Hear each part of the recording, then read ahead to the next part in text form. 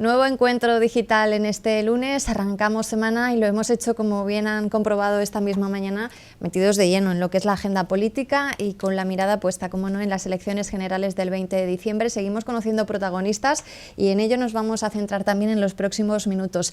Les vamos a presentar a los cabeza de lista, tanto al Senado como al Congreso de los Diputados de Podemos, en representación de la provincia de Albacete. Así que sin más dilación paso ya a darles sus nombres y a comenzar a dialogar. Voy a intentar tutearles porque así me lo han pedido, no sé si me va a salir durante toda la conversación, pero lo voy a intentar. Juan Miguel González, cabeza de lista al Senado por Podemos en la provincia de Albacete, buenas tardes, bienvenido. Buenas tardes, bien hallada. Fernando Prieto, cabeza de lista al Congreso de los Diputados de Podemos por Albacete, buenas tardes y bienvenido. Buenas tardes. ¿Cómo acogen, asumen o se enfrentan dos personas como ustedes al reto de concurrir a unas elecciones nacionales? Bueno, es apasionante, yo creo que es un momento especialmente interesante en la historia de España, entonces de alguna forma la responsabilidad que estamos asumiendo pues puede ser como muy interesante para poder intentar cambiar todo lo que está tan mal y que sabemos todos. El diagnóstico yo creo que lo tenemos todo claro de lo mal que está, entonces de alguna forma sí que supone un reto el intentar ver cómo podemos intentar solucionar todo esto. Juan Miguel, usted también coincide en que son muy importantes las elecciones del 20 de diciembre. Son muy importantes estas elecciones porque efectivamente yo creo que la sociedad está pidiendo un cambio, la necesidad de iniciar un nuevo camino, de replantearnos los pactos fundamentales que tenemos en España. Y yo pues lo afronto con muchísima ilusión, sobre todo con la ilusión y el orgullo, ¿no? Un poco de participar en un momento que desde luego a mí me parece que va a ser determinante para por lo menos la próxima década. Lo hemos comentado antes de arrancar la entrevista. Les preguntaba, ¿os pensabais hace 6 meses, por ejemplo, que tal día como este ibais a estar a poco menos de un mes de concurrir a unas generales? Yo no, en absoluto. Yo no sé. No, yo no. Llevo participando. ¿Y qué sensaciones les despiertan? Las sensaciones, ya te digo, de ilusión y sobre todo de orgullo. O sea, de orgullo, primero porque en unas primarias muchas personas hayan decidido que yo podía representarlas. Y orgullo también porque, bueno, pues se ha considero que pretendo y quiero, sería una satisfacción para mí, un honor, ¿no?, de representar a mis conciudadanos. En el Senado, y bueno, pues esa es la sensación más importante, ¿no? Luego ilusión y muchas ganas de cambiar, de ayudar y de darle una salida a esta situación tan difícil. Echando la vista atrás, recopilando momentos, nos viene a la cabeza el surgir de esa inquietud e indignación ciudadana en forma del 15M, por ejemplo, todo lo que ha pasado después, y podríamos llegar a cuestionarnos que ahora mismo estas elecciones generales del 20 de diciembre son el momento que había estado esperando Podemos durante los últimos 2-3 años, sobre todo desde que arrancó pues ese germen de indignación a pie de calle. Yo creo que sí, vamos, o sea, no somos políticos profesionales, o sea, somos profesionales de otras cosas, pero de alguna forma sí, yo creo que ¿sabes?, a partir del 15M pues toda esta indignación y todo ¿sabes?, esta inquietud que ha habido entre mucha gente queriendo cambiar las cosas es lo que de alguna forma cristalizaría ahora en estas elecciones, ¿no? La verdad es que ha sido absolutamente demencial este año, porque ha habido como 3 elecciones a la vez, o sea, bueno, ha cambiado el rey, ¿sabes?, el PSOE ha cambiado también, yo no sé, le falta dejarse coleta al amigo señor Rajoy, etcétera, pero de alguna forma este es el momento clave para el que se ha generado todo esto, ¿no? Es cierto que ya han cambiado muchas cosas, ¿no? Por ejemplo, los ayuntamientos de Madrid y Barcelona ya son muy distintos al que había hace un año, y todo esto no hubiera pasado si no hubiera ocurrido todos estos movimientos, ¿no? Entonces, de alguna forma, ahora es el momento de que cristalice todo esto en un parlamento, ¿no? Entonces, es un poco el momento que creemos que estamos viviendo, ¿no? Yo no sé. Sí, no, de acuerdo. Nosotros a veces nos gusta decir que Podemos nació para esto, ¿no? Nació para impulsar la transformación. Y creo que se han conseguido muchas cosas desde que apareció Podemos. Y ahora pues es cuando pensamos que debemos encargarnos de hacer la primera acción del futuro del país. Evidentemente Podemos ha intentado llevar esa transformación a las instituciones en primera persona, lo ha conseguido siendo apoyo, por ejemplo, en algunas comunidades autónomas como pueda ser Castilla-La Mancha, pero también, y no sé si tienen esa sensación, ha forzado el cambio allí donde no había atisbos de que se fuese a producir, y les pregunto directamente por los partidos denominados tradicionales. ¿Hasta qué punto consideran que la presencia de Podemos y las nuevas propuestas que venían de su mano han obligado en cierto modo a esos partidos de siempre a intentar dar una vuelta de tuerca, y aunque sea de cara a la galería, ya no sé si de puertas hacia adentro será igual, renovarse de alguna manera? Sí, o sea, yo creo que se han tenido que renovar de cara a la galería mucho, ¿no? Y bueno, lo podemos ver desde el lenguaje corporal, a la corbata, la camisa, ¿sabes?, la forma de presentarse en las reuniones, etcétera, ¿no? En los programas es que me consta que se están copiando literalmente muchas de las propuestas que tenía Podemos y tal, ¿no? A mí es una cosa que me sorprende, ¿no? Pero no sé, por ejemplo, en Castilla-La Mancha estamos viendo que gracias a los 2 diputados de Podemos pues se han introducido cuestiones que hasta ahora eran impensables, ¿no? Por ejemplo, el tema de la pobreza energética o el tema de la renta básica, ¿no? Entonces son cosas que son, o sea, que estamos haciendo progresar al país, ¿no? Y yo creo que lo que pasa es que a los partidos que les va a faltar, o sea, que aunque cambien de formas, yo creo que les falta mucho por cambiar de contenidos, ¿no? Por ejemplo, el tema de las puertas giratorias, o sea, tanto el PSOE como el PP lo han estado practicando durante los últimos 33 años, entonces es que nadie cree que esto lo vayan a dejar de hacer de hoy a dentro de un mes, y si lo hacen, bueno, ojalá lo hicieran, pero que tampoco, eso sí no lo han incluido, por ejemplo, en sus programas, ¿no? Los he estado viendo esta mañana. Hemos visto el cambio de escenario que se producía precisamente a raíz de esas municipales y autonómicas con la presencia de los nuevos partidos emergentes.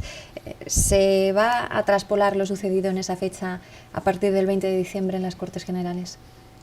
Hombre, nosotros partimos de la idea de que sí, nosotros estamos aquí, nos hemos comprometido con este proyecto porque lo que queremos es que se produzca esa transformación, lo que queremos es que el futuro gobierno de España sea un gobierno comprometido con estos nuevos valores que de la mano de Podemos y seguramente de otros movimientos sociales se han introducido y se han puesto en el centro de la agenda política.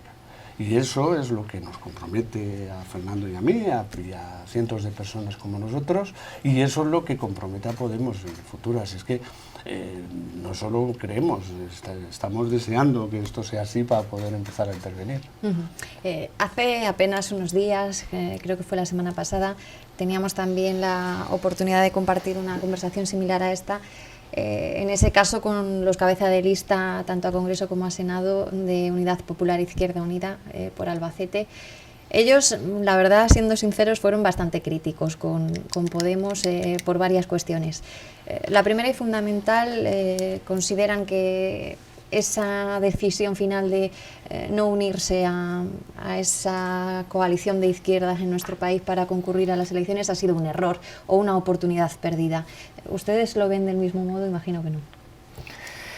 Hombre, a mí me hubiera encantado que todo el mundo hubiera ido junto, ¿no? Pero la verdad es que Izquierda Unida, a pesar de haber tenido grandes logros durante los últimos 30 años, pero también ha cometido errores importantes, ¿no? Entonces, ¿sabes? Ha habido personas implicadas en temas de corrupción, tarjetas black, etcétera. Entonces, la idea de Podemos no es quedarse en ese 5 o 10%, sino de alguna forma asumir como un porcentaje mucho más grande, ser mucho más transversal, ¿de acuerdo? Entonces, en ese aspecto, a mí me hubiera encantado que hubieran ido juntos, pero bueno, no se ha podido y no sé, cada uno tiene que asumir un poco sus responsabilidades también históricas de lo que han hecho cada una de las formaciones, ¿no? Juan Miguel, ¿usted qué opina? Sí, parecido a Fernando. Vamos a ver, yo creo que el espacio de Podemos es mucho más transversal. Podemos no es exactamente el espacio ideológico de Izquierda Unida, el que tradicionalmente viene representando. Desde el principio estamos hablando de un esquema de arriba abajo, de buscar la centralidad, de buscar una serie de valores, de poner encima en la agenda política una serie de cuestiones que trascienden a esta idea tradicional de izquierda-derecha. Y entonces, claro, ese encasillamiento necesario en el espacio de Izquierda Unida, unido a bueno, pues un partido que pues, seguramente ha aportado muchísimo a España, pero con una trayectoria que acaba de explicar Fernando, bueno, pues simplemente no ha podido concitarse, ¿no? Aparte que hay que señalar que hay lugares, Galicia, algunas zonas de Andalucía, sí, donde sí se está dando este asunto. Y nosotros votamos que, entre todos los inscritos, que preferíamos que se pudiera llegar a acuerdos en cada lugar o en cada ámbito. También fueron críticos con la política de fichajes estrella que dicen que están siguiendo en Podemos o han seguido a la hora de realizar las listas, y se mostraban dolidos sobre todo pues con ese intento durante muchas semanas, incluso meses, de llevarse a las filas de Podemos al líder de Izquierda Unida, al candidato que va a concurrir a las generales, Alberto Garzón. ¿Es comprensible esa postura crítica por su parte? La verdad es que es complicado, ¿no? Pero Pablo Iglesias no es el caso, pero sí que dijo que intentaría fichar a los mejores, no sé si... pero de alguna forma sí que he intentado buscar a distintas personas de distintos ámbitos, ¿no? O sea, de la judicatura, del ejército, etcétera, que tuvieran muy buenos currículos, ¿no? Entonces, esto siempre también rompe también con la propia tradición de los partidos, de muchas veces esquemas un poco también más... para desmarcarse de esa izquierda-derecha, porque hemos visto fichajes de todo tipo, es verdad, ¿no? Sí, más locales y tal, pero sí, yo creo que había, ¿sabes?, una lista, y sí que intentaron, ¿sabes?, completar las listas también que había de abajo a arriba, también con estos fichajes, entonces o sea, ha sido complejo el escenario, ¿no? Pero vamos, yo creo que está muy bien que en el gobierno y en el, ¿sabes?, en el Parlamento estén los mejores, me encantaría, ¿no? O sea, en general, vamos, o sea, como ciudadano prefiero que cuanto mejor gente haya ahí, mejor, vamos, o sea, me siento más representado, vamos. Lo has señalado antes, Fernando, y lleva toda la razón del mundo. Estamos en un año muy intenso en todos los sentidos, varias citas electorales, varios cambios profundos que se han ido dando en la sociedad. No sé en qué momento llega a nivel interno para Podemos esta cita del 20 de diciembre. Se ha sido también un poco crítico con el momento en el que le toca la cita a Podemos, porque parece que después, sobre todo de las catalanas, el descenso en los apoyos por parte del electorado parecía más acusado, y por contra parecía favorecer más a una formación política como la de Ciudadanos. No sé si sentís que está ahí la lucha, o que, independientemente de lo sucedido en citas anteriores, el momento en el que llega el 20 de diciembre para Podemos es el ideal. Bueno, el ideal seguramente lo sabremos cuando hayamos votado, ¿no? Si es el ideal o no. No, yo creo que esta situación o este planteamiento, esta insistencia en que Podemos, el impulso de Podemos está cediendo y está bajando, obedece también a estrategias ya preelectorales. Las encuestas están ahí, hay encuestas de todo, pero también es verdad que cuando en las encuestas se habla de número de votos, resulta que no hay tanta diferencia como los porcentajes que luego nos transmiten en números de escaños o en otro tipo de manera de presentar los datos. Nosotros estamos preparados, estamos implicados en avanzar y en salir para adelante con esto, y no pensamos que sea el mejor momento de alguien o no. Nosotros hemos conseguido poner en el centro del debate de estas elecciones una transformación del Estado. Hemos conseguido poner cuestiones como la transparencia, como acabar con las puertas giratorias. Hemos conseguido poner cuestiones que permitan rescatar a las personas que en esta crisis... En España hay 6 millones de personas que están por debajo de la línea de pobreza. Y yo creo que en estas elecciones tendremos que hablar mucho de eso, y también de otras cuestiones como la organización territorial.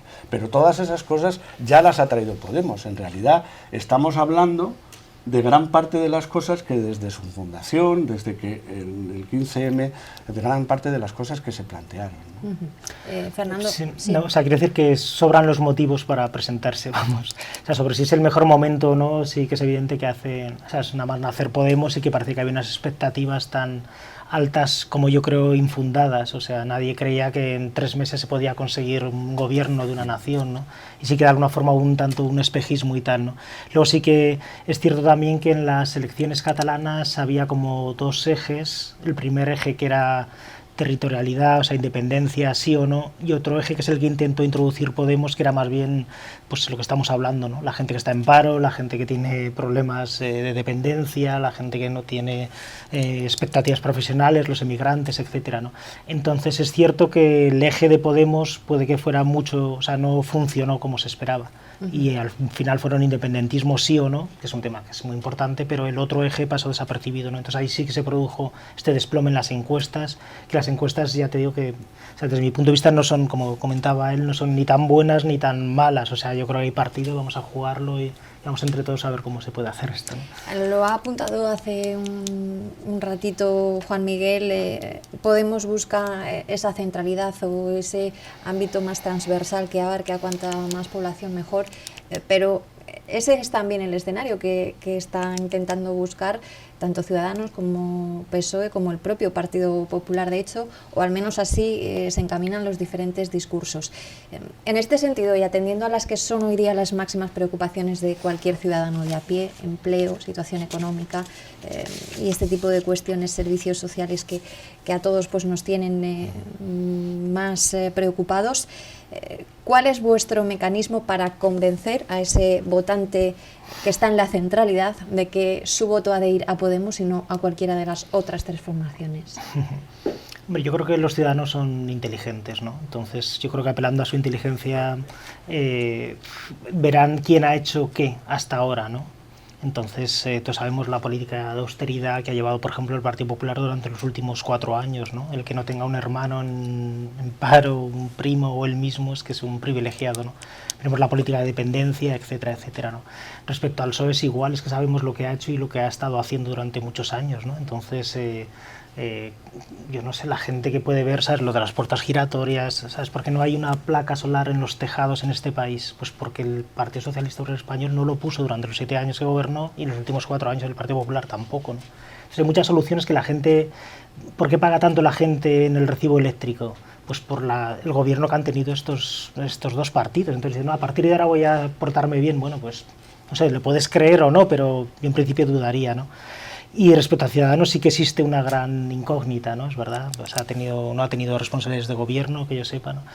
Hay gente que le llama Ciudadano, pero bueno, no sé, o sea, también es cierto que es un partido, pero vamos, o sea, que hay muchas de las cuestiones que dice que son interesantes, hay otras que dan mucho miedo, ¿no? Porque en muchos aspectos parece como una especie de derecha más civilizada, vamos, que la del amigo Rajoy, ¿no? Pero en ese aspecto sí que, bueno, yo creo que la gente puede elegir, o sea, que por lo menos hay más partido, ¿no? ¿Cómo interpretan las críticas que en esos otros 3 grandes partidos ha venido levantando y sigue levantando hasta el día de hoy? La postura que Pablo Iglesias y Podemos ha mantenido en cuanto a estos 2 grandes asuntos que se han metido de lleno en la actualidad, el problema catalán que hoy día continúa y que va a ser uno de los temas a tratar sin duda en la próxima legislatura, ha sido casi el único que en esas reuniones que ha mantenido con el jefe del Ejecutivo pues se ha mostrado firme en su idea de que en Cataluña se debe poder decidir qué es lo que quieren, si bien es partidario de que se quede, pero que tengan esa opción de poder mostrar su inclinación. Y con respecto a los atentados que ocurrieron en París y las medidas de lucha contra el terrorismo, pues también ha planteado muy, muy seriamente que habría que hacer un referéndum para preguntarle a los españoles, llegado el momento, si desean que nuestro país y nuestros soldados intervengan en una guerra más allá de nuestras fronteras. En este sentido, ¿cómo interpretan esas críticas continuas que desde las otras formaciones se están vertiendo sobre Pablo Iglesias y sus ideas? Yo creo que cuando la respuesta a estos problemas son las que se vienen dando durante mucho tiempo, en el caso de Cataluña, son las que se vienen dando y bueno, pues ahí Podemos desde el principio ha planteado efectivamente esta cuestión del derecho a decidir, pero simultáneamente el derecho a decidir de los españoles. Nosotros, entre las 5 acuerdos que les proponemos en estas elecciones y sobre que van a ser el eje de nuestra campaña, hay uno que pasa por esa reordenación territorial y ese reconocimiento de la pluralidad. Ahora hay otros partidos que, pudiendo haberlo hecho durante muchísimos años, pues se suman a esta posición más federales. Les da miedo decir que para eso hay que hacer una profunda reforma constitucional, porque no es menor, lo mismo que en otros aspectos sociales que nosotros introducimos, y bueno, pues lo afrontamos con esa tranquilidad. Hay otros partidos que son de perfil, parece, ideológico muy conservador, que prefieren remitirse exclusivamente, en el caso de Cataluña, al tema de la ley. La ley, la ley, la ley. Bien, pero este es un problema en el que, si queremos realmente hacer una España unida de convivencia, tendremos que empezar a reconocer también en la Constitución esta pluralidad. Es una de las cosas que el constituyente en el año 78 dejó pendientes, y nosotros pensamos o planteamos que hay que volver a constituirse en un nuevo modelo. Y en cuanto a lo que planteas de, y ya si acaso, bueno, sí, bueno, sí. Da igual. Sí. Lo de los atentados realmente es un tema gravísimo, es un tema que nos afecta a todos y que además ha buscado la fibra que más puede doler a Europa y a los europeos, ¿no? Y a nosotros como ciudadanos, ¿no? O sea, ha sido buscar... Sí. Pero, bueno, dicho esto, sí que de alguna forma... Es una tesitura delicada para los distintos líderes, además a menos de un mes de unas elecciones. No sé hasta qué punto algunos están capeando el temporal como pueden, esperando que llegue la fecha y no pronunciarse hasta el momento. Pero bueno, a Pablo Iglesias en este caso le hemos escuchado muy el presidente del gobierno, por ejemplo. Sí, pero parece lo lógico que sería explicarse, ¿no? Y decirlo, ¿no? O sea, sabemos que el Partido Popular nos metió en una guerra que Tony Blair dijo que había sido absurda. Eso lo dijo uno de los 3 de las Azores, ¿sabes? Hace muy poco tiempo. Entonces, yo no he escuchado ese mea culpa por parte del Partido Popular, ¿no? Entonces yo creo que ahora está aguardando, ha dicho lo de Mali, ha vuelto a recogerlo, ahora los franceses han dicho, bueno, exactamente qué quieres hacer en Mali. Bueno, espera un poquito, ¿sabes? Sí. O sea, de alguna forma están ocultando las cartas, ¿no? Y la posición de Ciudadanos el otro día a mí me dio miedo y tal, dice, como vamos a la guerra, pero ¿quién? ¿Yo? ¿Sabes? O sea, entonces vamos a... Entonces yo creo que sí que es necesario, la verdad es que fue unos atentados absolutamente brutales que pueden volver a repetirse, pero sí que es cierto que hay que ver el problema en su conjunto, ¿no? Yo creo que cada vez va a haber menos guerras a 3 horas de avión o 4 horas de avión, sino que va a estar todo mucho más imbricado y vamos a tener que también que dialogar y hablar intentar solucionar muchos de los problemas que hay en otras partes del mundo para que nosotros podamos tomar un café tranquilos en la Bastilla, ¿no? O sea, que es que yo creo que vamos a tener que buscar un orden mundial mucho más justo, etcétera, para que esto no nos caigan a nosotros las bombas, ¿sabes? O sea, el tema es muy complicado, vamos. Yo de tal manera señalar con ese tema que seguramente una de las primeras opiniones, que además fue publicada en un diario de difusión nacional, fue la que presentó nuestro compañero de candidatura, el general Esgemad, enfocando esta cuestión como una cuestión con muchas aristas, en las que, como señalaba Fernando, está la actuación de las cosas, entender qué es lo que está pasando en esa zona del mundo, entender cómo se está tratando también aquí a las personas, a inmigrantes o personas que están, de los atentados estos de París, creo que todos son franceses o belgas. Entonces, la cuestión no es solo ir allí. Y luego señalar, parece que cuando políticamente se dice, vamos a ir, hay que mandar tropas, hay que invadir Siria, pero verdaderamente nos pensamos que lo que estamos diciendo es que vamos a mandar a nuestros jóvenes, a conciudadanos nuestros, a matar y a morir en Siria. Es decir, que parece una decisión de suficiente calado como para que barajemos, cuando además históricamente, y prueba de ello, por eso Blair seguramente se disculpaba, como decía Fernando, es que no funciona como elemento de contención de este terrorismo. Es mucho más complejo el tema, y lo que nosotros hemos planteado desde el principio, lo que Pablo Iglesias planteó en su momento y lo que se ha escrito y se ha dicho, ha sido tratar todos los aspectos. Hay más complejidad que simplemente mandar tropas. Sí, no, pero Fernando, buscando el mínimo común múltiplo de los dos temas, o sea, lo que sabemos es que con las políticas empleadas hasta ahora no ha funcionado, ni Cataluña ni el tema del terrorismo, ¿no? Entonces vamos a ver cómo podemos empezar a pensar otras políticas para que esto funcione. O sea, lo que podemos estar intentando es buscar soluciones a distintos temas, ¿no? Entonces aquí yo creo que también hay que juntarse mucha gente, pensarlo, hacer un buen diagnóstico y luego actuar, pero no se trata que el político de turno decida lo que él cree en ese momento, ¿no? Sino buscar muchas veces consensos y un gran diálogo en cualquiera de estos temas, vamos. En cualquier caso, son temas que van a ir para largo, por desgracia, y que seguro van a copar buena parte de los próximos tiempos. ¿De qué manera quieren plantear la campaña que está a punto de arrancar? El 4 de diciembre da el pistoletazo de salida, son días intensos de sucesivos mensajes políticos por doquier a nuestro alrededor. ¿Cómo la enfocan a nivel personal y profesional ustedes? Pues armándose uno de mucho valor para aguantar lo que creo que va a ser duro, o sea, porque habrá que dedicarle mucho espacio y mucho tiempo. Y sobre todo competir con estructuras o con otros partidos. Sobre todo yo creo hablar con las personas, ¿no?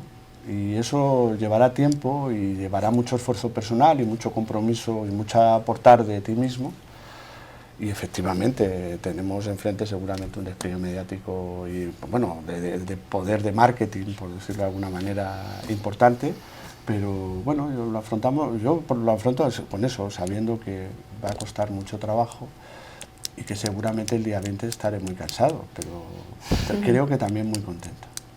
Sí, los presupuestos de los partidos grandes son muy fuertes comparados con lo que tenemos nosotros, ¿no? Entonces sí, el trabajo va a tener que ser mucho más boca a boca, mucho más ciudadano, mucho más asambleas, hablar con distintos colectivos, utilizar la red, vídeos virales, etcétera. O sea, va a ser un trabajo con mucha más imaginación y menos masivo de lo que ha pasado hasta ahora, que muchas veces quizás tampoco tiene tanto sentido gastarse tanto dinero como ha pasado hasta ahora, ¿no? En las campañas, ¿no? Entonces de alguna forma sí que sería, pero sí, de alguna forma va a ser Goliat contra David y veremos a ver cómo salimos. Y una pregunta en su caso concreto, Juan Miguel, porque usted concurre al Senado y el Senado sabe que es una institución pues históricamente y sobre todo cada vez que se acerca una cita con las urnas pues bastante criticada de manera recurrente, nadie sabe bien a qué se dedica, si sirve o no sirve para algo más que una segunda lectura de todas las normativas que salen adelante. Si está en su mano, imagino que también bajo el paraguas de Podemos, ¿qué desean o pretenden hacer para reconvertir o dar un halo de actualidad y de utilidad a una institución como esa? Yo le diré lo que dije, lo que puse en las campañas para las primarias. Yo, sobre todo, quisiera ser un senador de la última legislatura del Senado tal y como lo conocemos. Podemos lo que pretende, lo que propone, lo que ya tenemos en nuestro programa electoral es que dentro de este modelo de unidad desde la diversidad de Estado que proponemos, la Cámara, el Senado, que es la que es llamada a ser una Cámara territorial, se transforme, se reduzca y tenga una mayor dependencia de las cuestiones autonómicas y menos como una segunda lectura un poco inútil, ¿no? En la línea que nos planteaba. Cambian un par de efectivamente. Entonces, nuestro de modelo de Cámara de Senado tiene más que ver con el modelo austriaco, con el modelo alemán, que con esta Cámara de segunda lectura. Entonces nosotros lo que planteamos es que hay que atar, hay que ligar esa representación, esa Cámara, hay que ligarla a las comunidades autónomas, bien siendo los senadores elegidos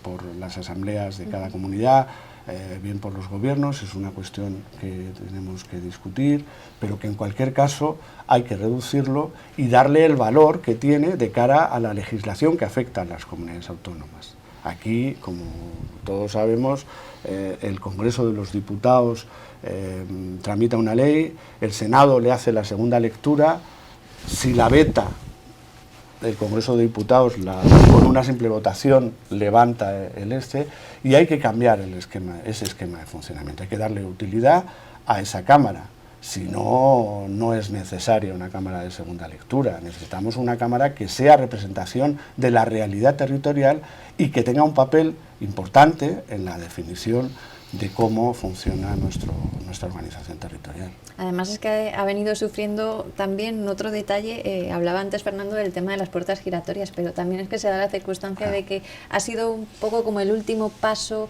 en activo políticamente hablando de aquellos políticos que es como la prejubilación. Exacto, contra eso también imagino que... Sí, claro, sí, vamos a ver, si lo que estamos planteando que es que tiene que ser una Cámara completamente operativa en la definición de las políticas y de la legislación que afecta a las comunidades autónomas y a las competencias de las comunidades autónomas, leyes básicas de competencias de comunidades autónomas, estamos hablando de que tienen que tener senadores, personas, representantes que no estén por su condición de políticos o personas de relevancia, tienen que estar por su condición de personas comprometidas con ese modelo territorial para trabajar y para sacar para adelante las cuestiones que se vayan planteando.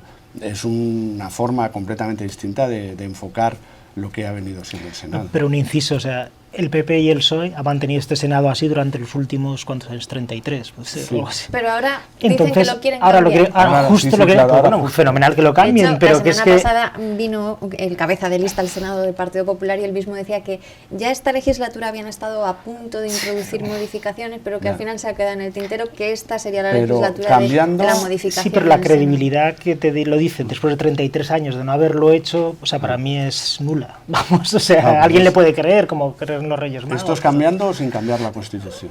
Porque, claro, es un tema tabú. Aquí hay quienes pero aquí hay quien está, ellos dicen que no, y aquí quien está proponiendo un Estado federal, pero cuando les decimos que para eso hay que ir a un proceso constituyente se rasgan las vestiduras. No, vamos a ver. Somos conscientes de lo que estamos diciendo. El sentido común dice que no podemos cambiar la Constitución en algo tan fundamental, no podemos introducir en la Constitución el blindaje o el reconocimiento, la máxima protección a derechos sociales como la sanidad o como la vivienda o como la protección a los dependientes, sin hacer un proceso constituyente importante de transformación. Esto es de sentido común. Y quien diga que quiere acabar en un Estado federal sin cambiar tan profundamente la Constitución simplemente está intentando eludir la discusión o engañar a los ciudadanos. Ellos decidirán qué es lo que están haciendo. En cualquier caso, se aventura una legislatura apasionante ya desde el mismo 20 de diciembre, día en el que acudamos todos a las urnas. Por mi parte ha sido un placer conocerles en persona, poder acercarles a quienes tengan posibilidad de seguir pues cuáles son sus rostros, sus propuestas de cara a esa importantísima cita con las generales. Hablaremos seguramente en otras ocasiones de aquí a esa fecha importante, nos iremos viendo por la ciudad en esos encuentros varios que va a haber metidos en la campaña, y desde aquí pues de momento les voy a desear mucha energía para afrontarla como es debido. Muchas gracias y efectivamente esperamos tener ocasión de coincidir más y a ver si van saliendo ya las propuestas. Irán saliendo las propuestas con más detalle y las vamos contrastando. Sí, se ha presentado el programa y tal de Podemos, es el oficial, vamos. Ya estamos. Entonces ya se puede criticar. Ya a partir de ahora ya se podrá criticar con pues, muchas gracias. Nos iremos encontrando en el camino. Juan Miguel González y Fernando Prieto, cabezas de lista al Senado y al Congreso, respectivamente, por Podemos, en nombre de la provincia de Albacete, han sido los protagonistas esta tarde de los encuentros digitales, con la mirada puesta, como vienen siendo testigos en las últimas jornadas, en la cita del 20 de diciembre. Pocos candidatos nos quedan ya para ir poniendo rostros y mensajes a las diferentes propuestas varias que hay de cara a esa importante cita con las urnas. Nosotros seguimos en esa labor desde aquí, desde La Cerca. Ya saben que pueden ver las entrevistas cuantas veces quieran a través de la web www.lacerca.com. Cuídense mucho.